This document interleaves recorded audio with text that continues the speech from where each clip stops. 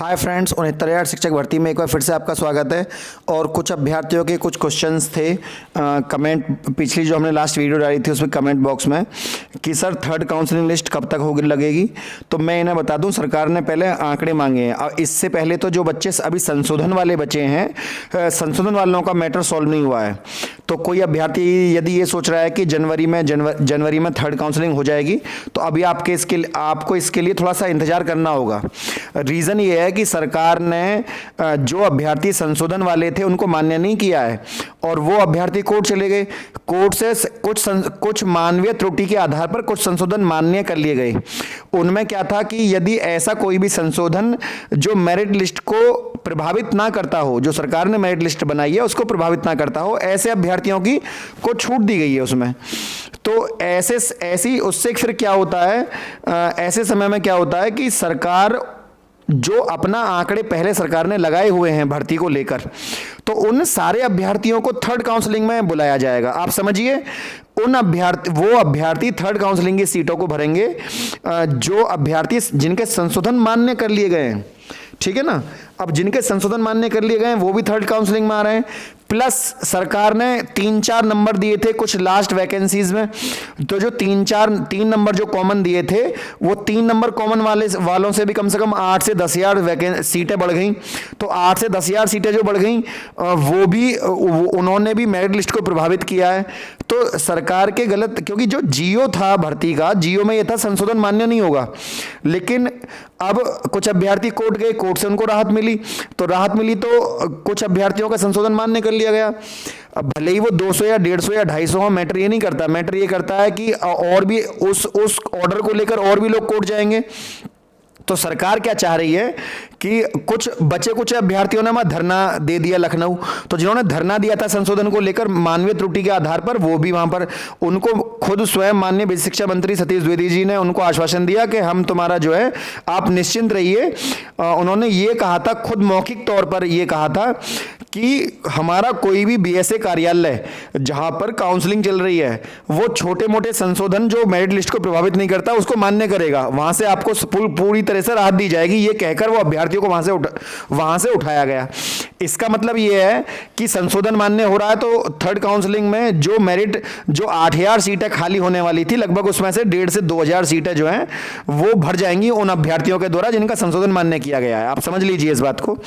अच्छा, उसके बाद कुछ जनपद जो है वो खाली, जहां रिक्त सीटें बची हुई थी, उन रिक्त सीटों का ब्यौरा मांगा गया है। रिक्त सीटों का ब्यौरा मिलने के बाद ही फिर थर्ड काउंसलिंग कराई जाएगी। उसकी एक प्रक्रिया होती है और उसमें समय लगेगा। आप ये मत समझिए कि तुरंत आपकी जैसे फर्स्ट काउंसलिंग सेकंड काउंसलिंग हुई थी ऐसे ही आपकी थर्ड काउंसलिंग हो जाएगी। थर्ड काउंसलिंग में तो जितनी भी बचे हुए अभ्यर्थी हैं किसी भी तरह के, चाहे वो एब्सेंट हो गए हों, चाहे उनके रोल नंबर रजिस्ट्रेशन नंबर में मिस्टेक हो, संशोधन को मान्य कर लिया जाए, चाहे वो आपके 87 जो शिक्षा मित्र थे चाहे वो हो, मतलब जितने भी भर्ती में बचे कुचे सब रह गए वो सब थर्ड काउंसलिंग में कॉल किए जाएंगे। तो उसकी और सबसे पहले जिलेवार जो सीटों का ब्यौरा है वो मांगा गया है, और जिलेवार सीटों का ब्यौरा मांगने के बाद तब थर्ड काउंसलिंग होगी। दूसरा पॉइंट है संशोधन को लेकर, वो मैंने बता दिया आपको। अच्छा, एक संशोधन हमारा भी है, मैंने आपको बताया था कुछ अभ्यर्थी हमारी लिस्ट में याची बने हैं। तो देखिए, कोर्ट में जो जाता है आपका नाम जाता है और आपके पिता का नाम जाता है और डेट ऑफ बर्थ, 3 चीज, और चौथा आपका एड्रेस। ठीक है, एड्रेस को शॉर्ट में भी लिख दें, कोई प्रॉब्लम नहीं है, क्योंकि बाकी डाटा हमारे पास अवेलेबल है। ठीक है, कोर्ट यदि भविष्य में डिमांड करती है, क्योंकि हमारे द्वारा स्वयं के द्वारा हलफनामा भरा जाता है कि हम सभी पिटिशनर्स को भली भांति जानते हैं जो हमारी याची लिस्ट में, और समय पड़ने पर हम उन्हें उपस्थित करेंगे।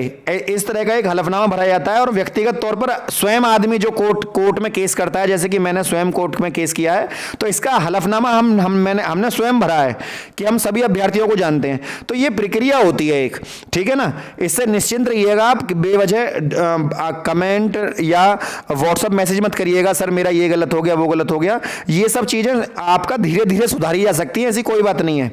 और एक साथ याची लिस्ट में सभी नाम नहीं दिए जाते हैं। शुरू में क्या होता है कि धीरे धीरे प्रक्रिया को बढ़ाया जाता है। ठीक है ना। और वो एक प्रक्रिया है, उसी के अंतर्गत चीजें चल रही हैं। आप इसका धैर्य बनाकर रखें थोड़ा सा। जो अभ्यर्थी पहले गए थे उनका लगभग 20 समथिंग, उसके बाद फिर दूसरी लिस्ट हम मेंटेन कर रहे हैं और फिर थर्ड जो लिस्ट होगी वो मेंटेन करेंगे। कल या परसों में हमको डायरी नंबर मिल जाएगा और सभी अभ्यर्थियों को सार्वजनिक तौर पर दे दिया जाएगा, कोई दिक्कत नहीं है। अच्छा, इसके अलावा जो एक्सपेक्टेड कट ऑफ है, वो एक्सपेक्टेड कट ऑफ क्या होगी? एक्सपेक्टेड कट ऑफ देखिए, सीटें कितनी खाली हैं, सरकार ने कितना पदों का ब्यौरा दिया है, क्योंकि स्वयं जब हम वहाँ मिलने गए थे बेसिक शिक्षा मंत्री जी के आवास पर और खुद सचिवालय पर भी गए थे हम, बेसिक शिक्षा सचिव, तो उन्होंने हमें यह आश्वासन दिया था कि हम एससी एसटी की जो बची हुई सीटें हैं उन्हें एससी में जोड़ेंगे, दिव्यांगों की सीटों को भी हम जो बैकलॉग की है उनको भी जोड़ेंगे। तो वो ज्ञापन की कॉपी स्वयं मेरे पास रखी है। लेकिन ऐसी जो चीज़ें हैं, ये चीज़ें मैंने आपको दिखाई भी थी एक वीडियो में, तो ये कहना और करने में अंतर है ना। कई बार ऐसा होता है सरकारी ऑफिस में आप जा रहे हैं, आपके सामने हाँ बोल दिया, बाद में वो जो डॉक्यूमेंट है उसकी तय बना के और जेब में रख ली। तो ये जो है, ये चीज़ें पुरानी चलती आ रही हैं हमारे सरकारी डिपार्टमेंट में। फिर हमें खुद धरने देकर वहाँ रात बिता के हमें बहुत दिनों तक हमने समय खराब किया। तो इन सब के बाद हमको ये पता लगा कि कोर्ट ही एक माध्यम है जिसके माध्यम से सरकार इन सीटों को जोड़ेगी, सीधे सीधे सरकार नहीं जोड़ेगी। और जोड़ दे तो भैया बहुत अच्छी बात है, हम खुद नहीं कहना चाहते क्योंकि अभी हमको आश्वासन दिया है, थर्ड काउंसलिंग हुई नहीं है, हो सकता है सरकार जोड़ दे। पहले से कहना सही नहीं है क्योंकि आश्वासन तो हमें पूरा दिया गया था।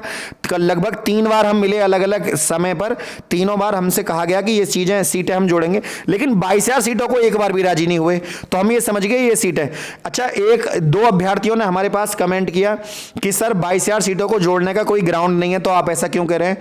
तो मेरे भाई, जब आपको इन चीज़ों की नॉलेज नहीं है तो आप बेवजह आप अपना और मेरा क्यों समय खराब कर रहे हैं? कुछ अभ्यर्थी क्या है, उनके घर में कोई बच्चा होगा जिसे नई भर्ती देखनी होगी, तो वो 22,000 सीटों को जोड़ने का विरोध कर रहे हैं। ठीक है, किसी का अकेडमिक अच्छा है तो वो कहता है अकेडमिक जोड़नी चाहिए। किसी का अकेडमिक, अगर कोई बच्चा अभी 5-6 साल पहले 10वीं 12वीं करी है तो उसका एकेडमिक तो अच्छा ही होगा। 10-15 साल पहले से एकेडमिक कर लेकर बैठा है, उसके मुकाबले कोई बच्चा सीबीएसई बोर्ड का है, उसका भी एकेडमिक है, तो वो विरोध करता है इस बात का कि सर आप एकेडमिक का विरोध क्यों करते हैं। तो जो इतना स्वार्थी हो चुका है समाज कि इन्हें ये देखना बंद कर दिया है कि कुछ अभ्यर्थियों का लास्ट चांस है, अगर ये सीटें नहीं जुड़ी तो उन अभ्यर्थियों का भविष्य क्या होगा। कुछ अभ्यर्थी दिव्यांग हैं, उनको लेकर भी मतलब आदमी अपनी सोच में या अपनी मानसिकता में इतना घिर चुका है कि वो उसने समाज के बारे में सोचना बंद कर दिया बिल्कुल। तो इस तरह के फिर मेरे व्हाट्सअप का नंबर मिल गया तो उस पर कमेंट करते हैं। तो ये चीज़ें जो है ना, इन चीज़ों को छोड़ दीजिए, शोभा नहीं देती हैं। आप एज ए इंसान, एज ए ह्यूमन बीइंग सबके बारे में सोचना चाहिए आपको। ठीक है, और जब नॉलेज नहीं है आपको तो पहले आप उसकी नॉलेज इकट्ठी करिए। एक बच्चा कह रहा है कि सर 22,000 सीटों को कोर्ट को जोड़ने का अधिकार नहीं है सीटों को। मेरे भाई 1,37,500 सीटें थी टोटल, 1,37,000 पदों को 2 कॉन्जिक्यूटिव वैकेंसीज में फिल करना था, सरकार ने नहीं भरी हैं लगातार दोनों भर्तियों में। एक बच्चा तो कह रहा है कि सर जब बच्चे जो क्राइटेरिया है उसको क्वालिफाई नहीं कर पाए तो सरकार सीटें क्यों जोड़े।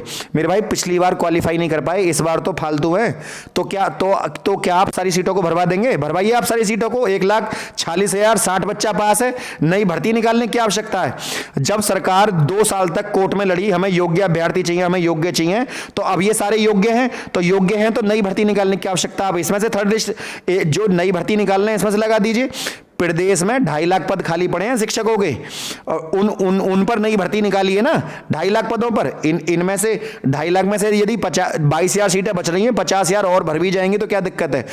खुद एएसजी मैम जो थी ऐश्वर्या भाटी जी, उन्होंने स्वयं बोला था कोर्ट में कि यदि आवश्यकता पड़ती है तो हम 51,112 सीटें जोड़ देंगे।